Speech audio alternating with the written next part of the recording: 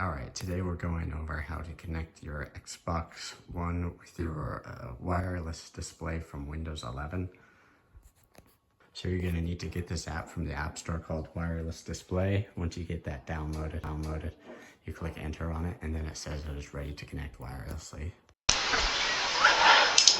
Okay, from here we're going to go to start connect to display, which you'll find in the window down there.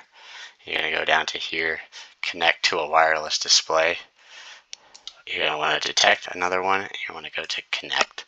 And then you're just going to go over. There's going to be a pop-up to the right. It says available displays, Xbox One. You're going to go ahead, click Xbox One. It'll say connecting. It'll do that.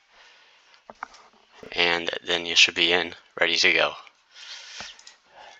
So the way you access it with keyboard shortcuts is you hit Command, Windows K, and then you hit up here. It'll pop up in the bottom right hand corner, cast to device.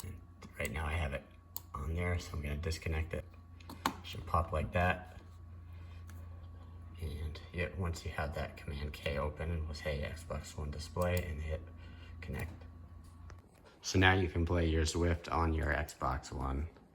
It will be slightly laggy every now and then, like it would be like half a second delay from time to time.